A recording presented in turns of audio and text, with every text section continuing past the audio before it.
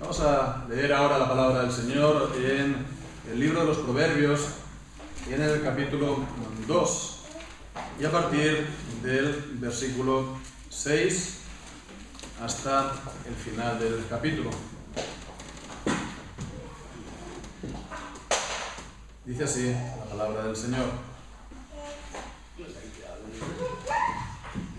porque Jehová da la sabiduría, y de su boca viene el conocimiento y la inteligencia. Él provee de sana sabiduría a los rectos, es escudo a los que caminan rectamente. Es el que guarda las veredas del juicio y preserva el camino de sus santos. Entonces entenderás justicia, juicio y equidad y todo buen camino. Cuando la sabiduría entrare en tu corazón y la ciencia fuere grata a tu alma, la discreción te guardará, te preservará la inteligencia para librarte del mal camino de los hombres que hablan perversidades, que dejan los caminos derechos para andar por sendas tenebrosas, que se alegran haciendo el mal, que se vuelcan en las perversidades del vicio, cuyas veredas son torcidas y torcidos sus caminos. Serás librado de la mujer extraña, de la ajena que halaga con sus palabras, la cual abandona al compañero de su juventud y se olvida del pacto de su Dios, por lo cual su casa está inclinada a la muerte y sus veredas hacia los muertos. Todos los que a ella se lleguen no volverán y seguirán otra vez los senderos de la vida. Así andarás por el camino de los buenos y seguirás las veredas de los justos, porque los rectos habitarán la tierra y los perfectos permanecerán en ella. Mas los impíos serán cortados de la tierra y los prevaricadores serán de ella desarraigados. Amén. La salvación realizada por Jesucristo y aplicada por el Espíritu Santo, la salvación que por la que los creyentes somos salvos, es una salvación perfecta. La justificación del creyente, esta justificación que es por gracia, por los méritos de Cristo y por medio de la fe, es una justificación perfecta. Como veíamos la semana pasada, los creyentes estamos completos en Cristo. No les falta nada a los creyentes, no les falta nada de la justicia de Cristo. Dios se las atribuye, Dios se las imputa, y entonces estamos justificados y somos justos delante de Dios, no por nuestras obras o justicia, sino por la justicia perfecta de Cristo. Por otra parte, la santificación que el creyente conoce de esta vida, ciertamente no es una santificación sentida, perfecta, en el sentido de que nosotros estamos en esta vida ya perfectos, sin pecado, y ya no tenemos entonces necesidad de pedir perdón a Dios, ¿no? Lo cierto es que no somos perfectos, queda todavía pecado en nuestra vida. El Señor Jesús nos dice que hemos de estar confesando nuestros pecados al Señor. También, pues, la misma palabra, incluso en 1 de Juan, nos dice que si decimos que no tenemos pecado, nos engañamos a nosotros mismos y también hacemos a Dios mentiroso. Entonces, no somos aquí en esta tierra perfectos. Y bueno, eso solamente llegará cuando estemos en la presencia del Señor. Nos dice entonces la palabra en Hebreos, nos habla de los espíritus de los justos hechos perfectos, solamente entonces. Y por ello, pues entonces los creyentes estamos, pues como dice Pablo, anhelando ese día, el estar con Cristo y pues conocernos ya libres de toda carga y todo pecado. No somos pues perfectos en este sentido, pero sí que se puede decir que hay un sentido en el que sí que podemos decir que la santificación es perfecta, aún en esta vida. No somos perfectos, sí, pero la santificación no deja de dar como resultado nuestra salvación final. Todo aquel que es justificado es santificado, y todo aquel que es santificado al final será glorificado. No hay pérdida de la salvación. Así por lo tanto,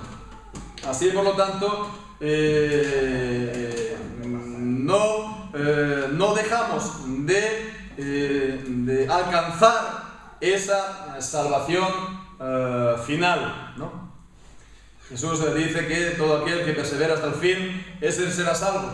Bien, pues todo aquel que ha sido justificado y santificado, pues tenemos esta seguridad de que Dios le da también la perseverancia. De manera que, como dice en 1 Tesalonicenses capítulo 5, nos presentaremos sin mancha e irreprensibles delante de Dios. Pero esta perseverancia hasta el fin tampoco es una cosa automática en nosotros. No es que Dios nos da cuerda, por así decirlo, y nosotros vamos adelante como autómatas. Hay que perseverar y llegar hasta el final, ¿verdad? Y se tiene que llegar allí. Hay un camino que recorrer. Y hay un camino en el que hay también problemas, en el que hay también dificultades, en el que hay también peligros, en el que hay también escollos, ¿no? Y que si uno se embarranca en ese escollo, se puede llegar a hundir. Es como el Titanic, ¿no? Se dio con este iceberg que no veía y era el mejor barco que se había construido, pero se hundió. Así, por lo tanto, son peligros reales los que tenemos que hacer frente. Y bien, el Señor nos da el poder sortearlos y nos da los medios para hacerlo, ¿verdad? Y entonces, gracias a Dios por esos medios, vemos que el medio del que aquí se nos habla es la sabiduría. Dios nos da la sabiduría y por medio de ese medio sorteamos estos peligros para llegar hasta el fin. La sabiduría, por lo tanto, es el medio, lo vemos aquí, esta es la enseñanza de este pasaje, de este capítulo. Es el medio por el cual somos preservados en la santificación y alcanzamos al final el fin último, el objetivo último, que es nuestra salvación final. Este pasaje, por lo tanto, nos habla de esta sabiduría y de esta manera vemos tanto su origen como también algunos beneficios de ella y también el fin último del que se nos habla de la sabiduría. Entonces, primeramente, su origen. Y lo que primero nos dice este capítulo es que ella es dada por Dios. En el versículo 6, Jehová da la sabiduría, de su boca viene el conocimiento, Él provee de sana sabiduría, es escudo a los que caminan, es Él que guarda las veredas del juicio y preserva el camino de sus santos. Todo esto lo hace Dios, Dios es el sujeto, Dios es quien lleva a cabo estas acciones. Entonces la sabiduría tiene su origen en Dios. La enseñanza clara y la enseñanza continua de la palabra es que la sabiduría es un don de Dios, que no es del hombre, que nosotros no es algo nuestro, sino que es Dios quien la proporciona. Para nosotros no la podemos alcanzar, para nosotros es algo inalcanzable. Y tenemos ahí ese capítulo, Job, capítulo 28. Es un capítulo que nos habla de la sabiduría y sobre todo el mensaje es que esa sabiduría para nosotros nos es inalcanzable. Podemos ver allí, está hablando de platas, de minas de plata, minas de oro que se resultan inaccesibles en lugares remotos y que, sin embargo, el hombre la alcanza, ¿verdad? Pero, sin embargo, dice, no es así con la sabiduría. Dice en el versículo 12, mas ¿dónde se hallará la sabiduría? ¿Dónde está el lugar de la inteligencia? No conoce su valor el hombre, ni se halla en la tierra de los vivientes. El abismo dice, no está en mí. Y el mar dijo, ni conmigo. No se dará por oro, ni su precio será a peso de plata. Entonces vemos, no es algo al alcance de los hombres, no es algo natural en nosotros, no es algo que a fuerza incluso de mucho estudiar por nosotros mismos, lo vayamos a recibir. ¿Y por qué? Pues porque todo esto es algo espiritual, es una sabiduría espiritual, y nos dice la palabra de Dios que el hombre, las cosas de Dios le son locura, porque tienen que discernirlas espiritualmente. Entonces se trata de las cosas de la palabra de Dios. La sabiduría proviene de comprender la palabra de Dios, de comprender sus mandamientos, de comprender cómo ellos se relacionan con nuestra vida, de comprender cómo nosotros hemos de llevarlos a la práctica y guardarlos en nuestra vida. Entonces por eso hay que tener un discernimiento espiritual que ha de ser dado por Dios. Entonces por eso nos dice Santiago que se lo pidamos a Dios. Si alguno tiene falta de sabiduría, que lo pida a Dios, que Él da abundantemente y sin reproche, y pídala con fe, porque ese es también el requisito. Así por lo tanto vemos que es algo que tenemos que no mirar como algo nuestro, sino pues pedirla y buscarla en Dios. Aquí en este texto también, en los versículos que hemos leído, por otra parte, nos está hablando de la manera como también pues el Señor nos provee esta sabiduría, porque vemos que Él la da a los que son ya santificados, a los creyentes santificados, porque dice también que Él provee de sana sabiduría a los rectos, es escudo a los que caminan rectamente. Vemos, Él la da a los que ya están en este camino de la obediencia, por lo cual vemos que esa nueva vida de obediencia a la palabra de Dios es, se puede decir, la manera para que el Señor nos dé esta sabiduría. En esta sabiduría hay, se puede decir también, grados. El deseo de ser sabio, el deseo de tener sabiduría, es ya un inicio de la sabiduría, es un principio de la sabiduría, como también lo es el temor de Dios. Pero uno va también recibiendo más y creciendo en sabiduría.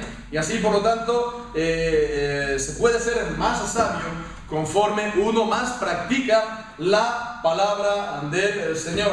La práctica de la sabiduría, pues nos viene también de la práctica de la palabra de Dios. Crece en nosotros conforme crece nuestra obediencia al Señor. Es algo que nos abre nuestra inteligencia, ¿verdad? Nos abre nuestra inteligencia, y eso es algo que el Señor nos da. Eso lo podemos también comparar, ¿no? Como cuando, por ejemplo, tenemos uno tiene un accidente y se le amputa la mano derecha, él es diestro y se le amputa la mano derecha, y antes de esa amputación no podía hacer nada con la mano izquierda, ¿verdad? Pero después de esa amputación tiene que hacerlo con la izquierda, y de esa manera pues se le desarrolla, es como si se le desarrollara pues toda una capacidad con esa mano, ¿verdad? Que antes no tenía.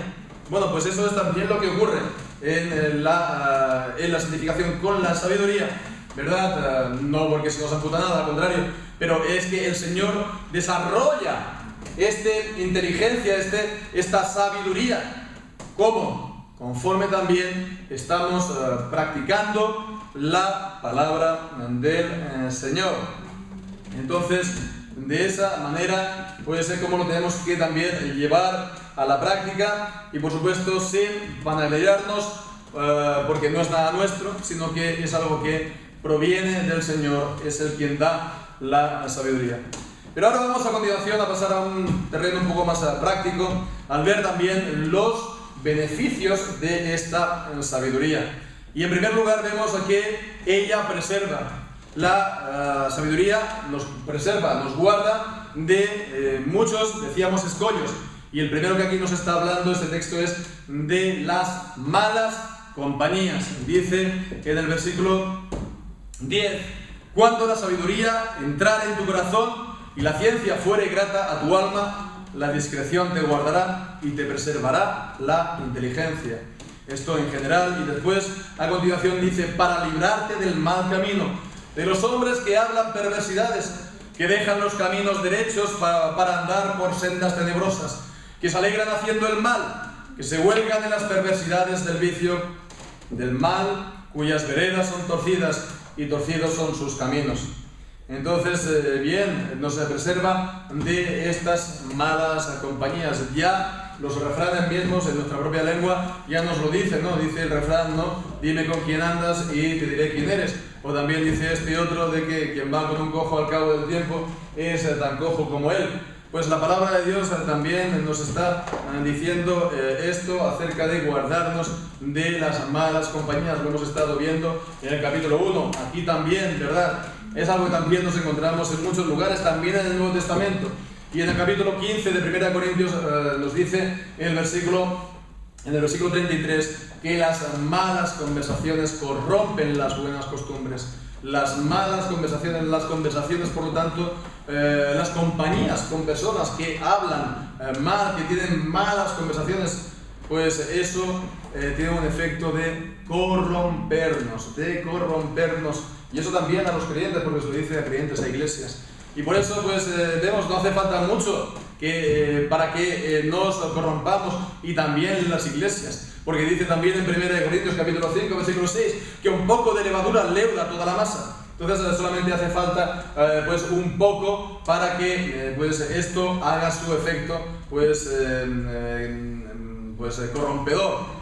Así pues, por eso la palabra nos exhorta a los creyentes a guardarnos de estas malas compañías. Ya en 2 de Corintios, el capítulo 6, ya nos dice, ¿no?, de no ponernos en yugo desigual, que no podemos tener esa comunión, esa amistad. ¿Qué comunión, qué amistad, qué compañerismo tiene Cristo con Belial, la luz con las tinieblas, verdad? La justicia con la injusticia es imposible. Así, por lo tanto, hemos de guardarnos, ¿verdad? Hemos de guardarnos de estas cosas, y por supuesto también de no practicarlas, de no pues hablar de estas cosas que el mundo habla, que son pecados, ¿verdad? A lo mejor en bromas, ¿verdad? Y de esta manera pues estamos suavizando, rebajando el escándalo por el pecado. Y es que de hecho la palabra de Dios nos dice en Efesios, en el capítulo 5, en el versículo 3, que ni la fornicación o pues las cosas impuras ni aún se nombren entre vosotros. Vemos aquí en Efesios capítulo 5 y versículo 3, pero fornicación o toda inmundicia o incluso la avaricia ni aún se nombre entre vosotros, como conviene a santos. Entonces vemos lo que conviene a la santidad es incluso el no mencionar el pecado. Por eso incluso hemos de hacer atención a la hora incluso de cuando nos estamos abriendo, compartiendo con los demás, incluso hablando de nuestros problemas, de nuestros pecados, porque eso puede también dar pie a los demás, ¿verdad?, a seguirnos. Entonces hemos de cuidarnos mucho con sabiduría, pues para hablar de las cosas, hablar del pecado, hablar de los pecados nuestros y de los demás también. Hemos de tener pues esta sabiduría en el corazón. Muy bien, pero también vemos que de esta manera pues es como podemos crecer los creyentes en santificación y avanzar en el camino de la santificación. Si estamos frecuentando pues mucho estas malas compañías, no vamos a avanzar. Y si no avanzamos en la santificación, pues vamos a estar retrocediendo en el camino del Señor y en el camino de la santificación. Es así. ¿Por qué? Pues porque si no se avanza en el Señor, se retrocede. Porque si no somos transformados para dejar el pecado, nos estamos conformando más al pecado.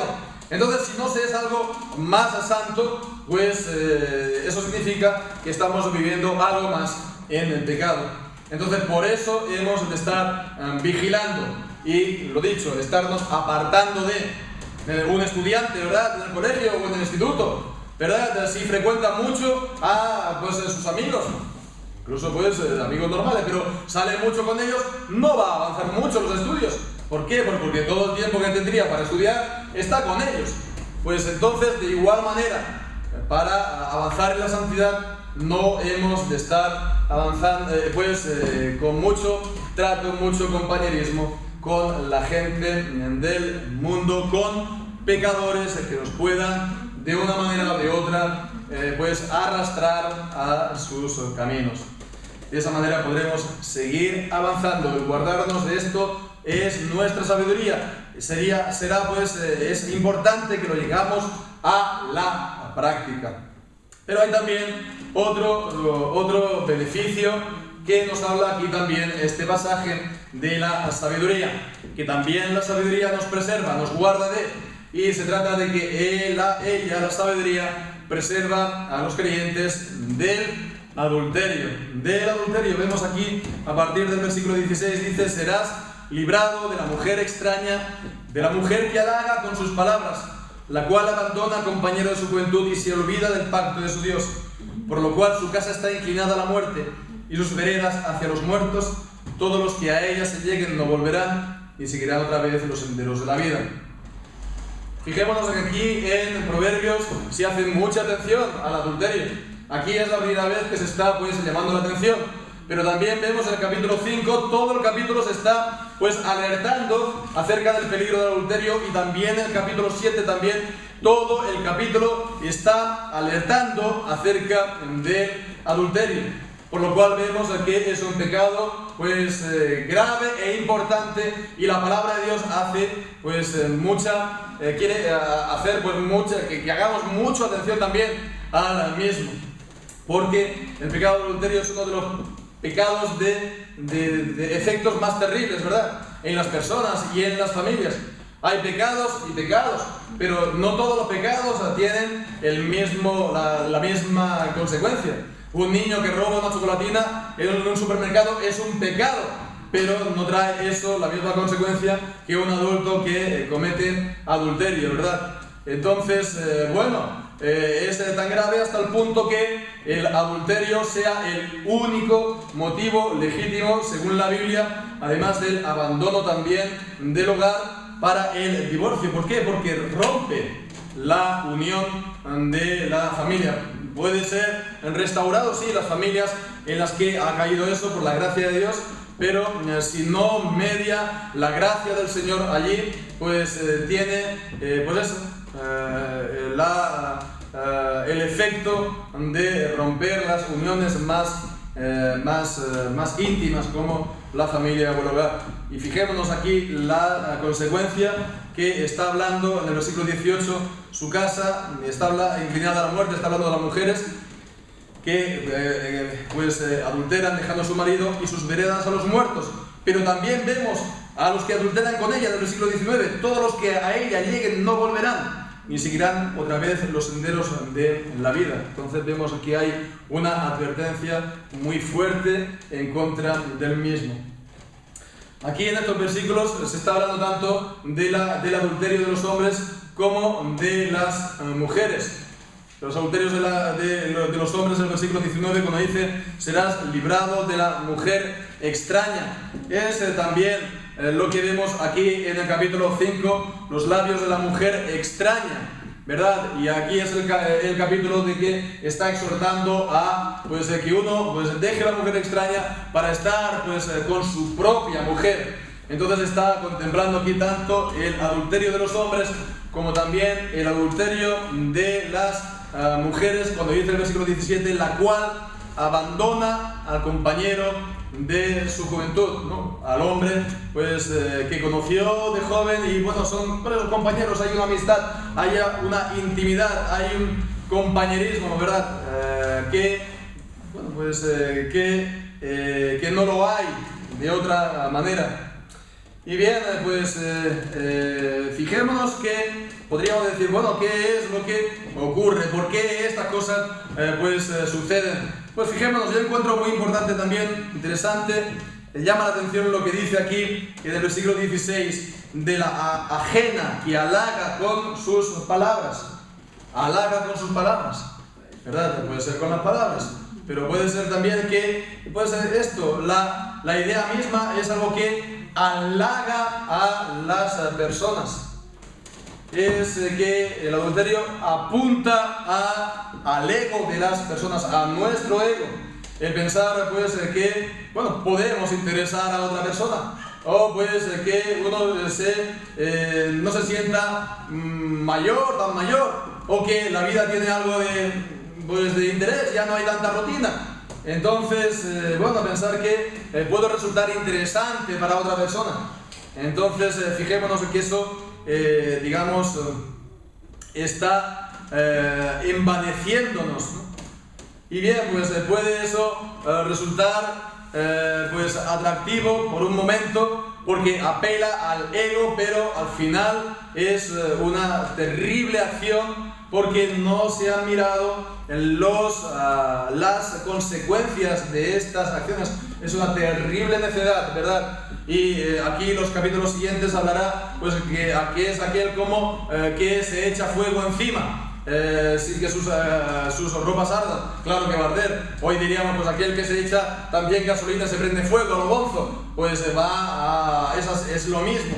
O también aquel que va al degolladero, ¿no? La pobrecita oveja que va al degolladero, lo mismo es un camino de muerte. Así, por lo tanto, es hacer una locura sin pararse a pensar en las consecuencias, en los juicios de Dios también, en las disciplinas de Dios que pueden venir por este tipo de acciones. Pues por eso vemos que es una de las cosas también necesarias para advertir, incluso en las iglesias, ¿verdad? Es algo que todos podemos caer, porque todos tenemos el pecado ya morando en nuestro corazón, ¿verdad? El pecado original que nos puede inclinar a todo tipo de mal, a este también. Pues entonces hemos de hacer atención, ¿verdad? Hasta en la más tierna y delicada, como dice el Deuteronomio 28, hasta la que tiene apariencia más espiritual, más tierna, hasta el chico más majo y más simpático. Todos ellos, todos nosotros, pues somos proclive. Entonces se ha de alertar, se ha de decir lo que estamos diciendo. Y creo que seguramente no se ha hecho y que nos hemos tal vez confiado en los hombres y los resultados algunas veces están a la vista, bastantes veces, desgraciadamente. Entonces hemos de desconfiar de nosotros mismos, hemos de tomar las debidas precauciones, ¿verdad? No podemos salir de casa por la mañana sin salir debidamente preparados. Igualmente, ¿verdad? En este sentido, hemos de tomar nuestras debidas precauciones. En las iglesias estamos también conviviendo hombres y mujeres y de distintas edades. Hemos de refumar también pureza en nuestras relaciones, en nuestro modo de vestir, en nuestra manera de acercarnos, en nuestra manera de hablar. Por eso también es algo importante el cubrirse la cabeza, las mujeres.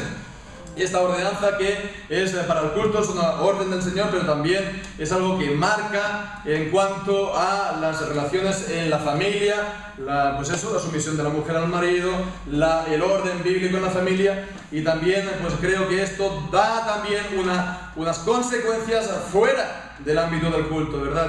Y por eso es algo que hemos de tener presente, y eso será nuestra sabiduría, el aplicarnos también en estas cosas, ¿verdad?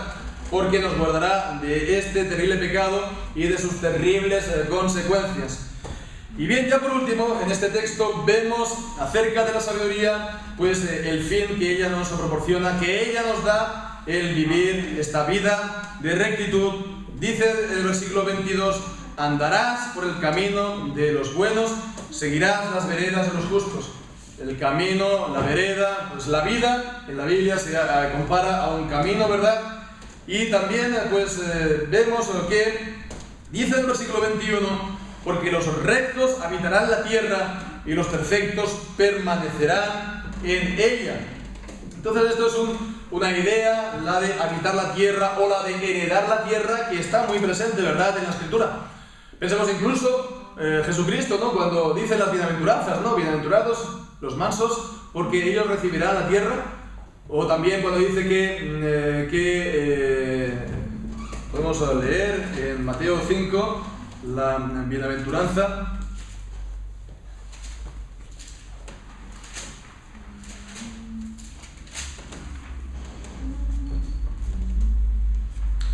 Bienaventurados los mansos, porque ellos recibirán la tierra por heredad.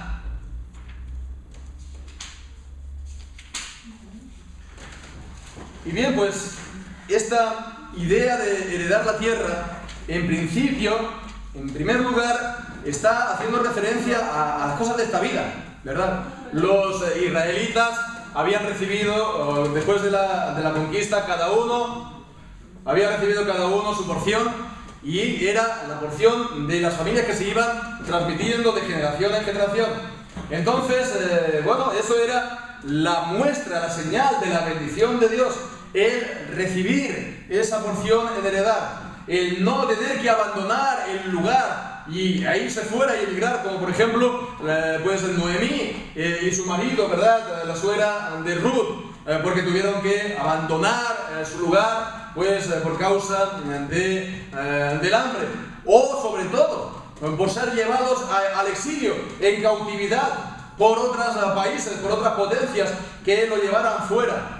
Y eso también en castigo por los pecados. Entonces el estar permaneciendo ahí era pues una señal y una muestra de la bendición de Dios. Lo contrario era pues también la señal y la muestra del desagrado de Dios y de su castigo.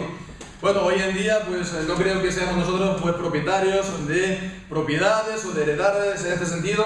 Podríamos decir pues que esto tiene que ver con nuestra vida en primer lugar, en el sentido de que te irá bien a ti, te irá bien a los tuyos, tendrás bien una vida dichosa, a tu casa te irá bien, a tus hijos también, llegarás a la vejez, estarás pues contento por ver el bien también en la casa de los tuyos, y entonces pues quedarás satisfecho al ver todas estas cosas como resultado de haber llevado una vida en obediencia a la palabra de Dios. Pero no solamente es acerca de esta vida, porque también está hablando es una imagen del cielo. La tierra que se conquistó, la tierra de Canaán, pues era también una imagen de reposo eterno, de la vida eterna entonces en el cielo, como vemos también en la carta a los Hebreos en el capítulo 4. Entonces, pues aquí también nos está hablando de esto, nos está hablando del futuro eterno, de la vida eterna. Entonces dice, pues porque los rectos habitarán la tierra y los perfectos permanecerán en ella. Y alguien podría pues escuchar esto y decir, entonces ¿qué? Pues no estaba diciendo que somos salvos por la fe y que la justificación es solo por la fe. Pues fijémonos lo que está diciendo. No está diciendo aquí que van a recibir esta salvación también por su rectitud y por su justicia, por lo tanto por sus obras. ¿Se está contradiciendo la Biblia? Pues no se está contradiciendo, porque ciertamente somos salvos por la fe, como dice Efesios capítulo 2, versículo 8, que por gracia sois salvos por medio de la fe. Y eso es un don de Dios, no por obras, para que nadie se gloríe. ¿Y eso por qué es? Porque somos justificados por la fe, y somos justificados solo por la fe. Como dice Romanos 3, que ahora aparte de la ley, aparte de las obras de la ley, se ha manifestado la justicia de Dios. Y esa justicia de Dios la recibimos nosotros no por las obras. Si fuera por las obras, Romanos 4 dice que tendríamos de que gloriarnos.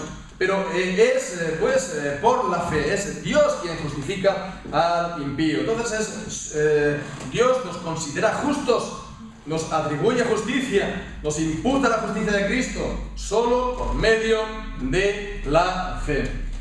Pero entonces, ¿qué es lo que nos está diciendo aquí? Pues aquí y en otros muchos lugares la Escritura nos está enseñando acerca de esta gran verdad, que la justificación y la santificación van juntas, que el justificado también es santificado, que Jesucristo nos ha sido hecho justificación, 1 Corintios capítulo 1 versículo 30, pero también ha sido hecho para nosotros santificación.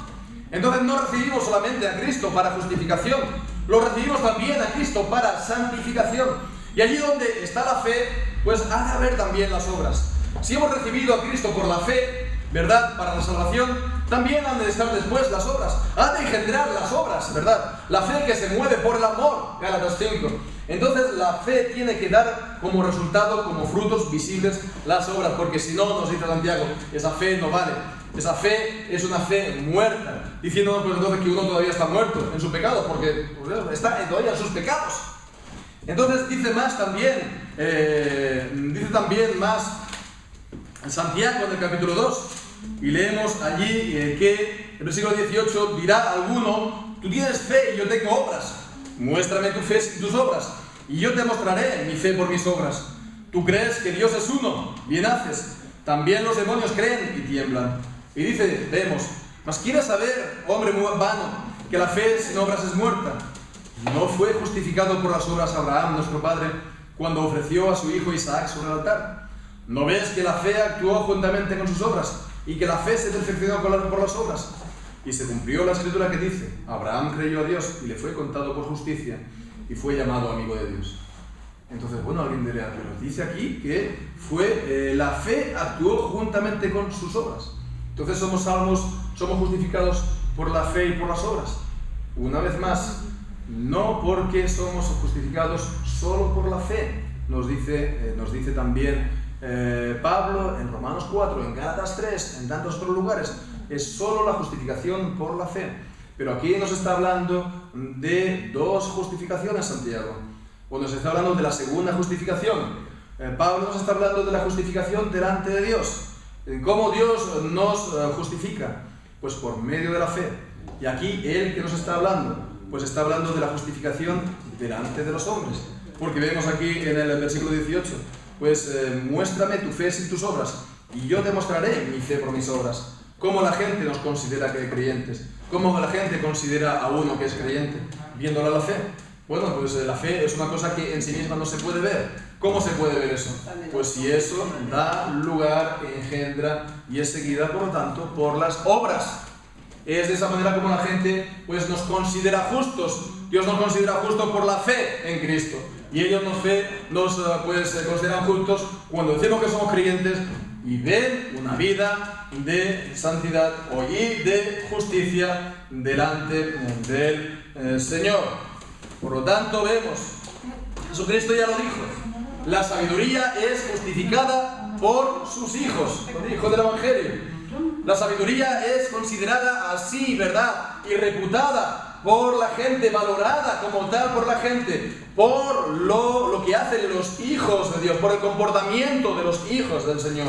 La gente ve pues esa sabiduría, la gente ve el resultado de esa vida, pues gobernada por la sabiduría. ¿Y qué dice? Ciertamente, pueblo pues sabio y entendido es esta. Y también dice que tiene la palabra de Dios, vive conforme a ella, vive sabiamente, ve el fruto de que todo es para bien. Y es un gozo el verlos, y es una bendición contemplarlos. Y puede incluso oponerse a ellos. Y puede incluso no aceptarlos e incluso perseguirlos, ¿verdad? Y es algo, por ejemplo, que ocurrió con los reformados en Francia en el siglo XVI y XVII. Ellos, pues, y también durante el XVIII, que los estuvieron pues, persiguiendo, ¿verdad? Salvajemente durante 2 y 3 siglos. Y bueno, pues ellos los perseguían, pero en el fondo tenían el testimonio de que ellos estaban guardando la palabra del Señor. Y hoy día yo creo de que es algo todavía enraizado en el corazón de la gente en Francia. Es decir, ¿pero por qué? ¿Por qué hicimos eso? ¿Verdad? ¿Por qué hicimos eso? Que ellos eran gente que tenían la palabra, eran gente que guardaban la palabra de Dios. Mejor nos hubiera ido haberlo respetado, nuestra vida como nación hubiera sido completamente distinta. ¿Verdad? Si hubiéramos mantenido esto. Ciertamente el mundo, ¿verdad? Digamos aquí, los creyentes, cuando guardan la palabra de Dios y están gobernados por la sabiduría del Señor de la palabra, se inspiran el respeto del mundo, incluso de aquellos que los persiguen. Entonces, entendiendo todo esto, la importancia de la sabiduría y cómo ella pues solamente trae bienes para nosotros, que además glorifica a Dios y que es un don de Dios y que nos preserva en esta vida, pues entonces, ¿cómo nosotros no vamos a tender a la sabiduría como lo más importante en esta vida? Y si alguien nos viniera y nos preguntara qué es lo que tú quieres más en esta vida, ¿qué le vamos a responder? No, mira, yo me gustaría tener la vida resuelta, o tenía pues la buena salud, que no falte nada en mi vida, que no falte dinero, o prosperidad, ¿no? Como muchos quieren solamente el Señor hoy, prosperidad, ¿no? Y que la cosa pues vaya sobre ruedas. Pues diremos más bien sabiduría por encima de todas estas cosas. Pensemos que esto es lo que Dios mismo le preguntó a Salomón: pídeme para ti lo que quieras. Y él no le pidió riquezas, ni fama, ni tampoco la vida a sus enemigos, ni un reinado de gloria, ni estabilidad. ¿Qué es lo que le pidió? Sabiduría para gobernar al pueblo. Y Dios se la dio porque fue una petición que glorificaba a Dios. Y juntamente con eso también le dio todo lo que no había pedido. Entonces todas estas cosas también podemos estar pidiendo o podemos estar deseando para nosotros estas cosas. También son buenas, ¿no? Se pueden anhelar legítimamente. Pero sobre todo pidamos al Señor sabiduría para gobernar nuestras vidas conforme a la verdad de su palabra, conforme a sus mandamientos. Y la gente verá esto, decimos, y pues se gozará. Y habrá gente incluso que podrá pues acercarse al Señor, e incluso de los salvos, gracias a todo esto. Por lo tanto, Dios da esta sabiduría. Cristo es nuestra sabiduría, recordémoslo siempre. Él nos da la palabra de Dios, y la palabra de Dios también, la palabra de Cristo, es lo que nos hace sabios. Entonces, en esto nos ocupemos y al final veremos que nuestro gozo en el Señor será completo. Pues que así sea con todos nosotros. Amén. Vamos a ver.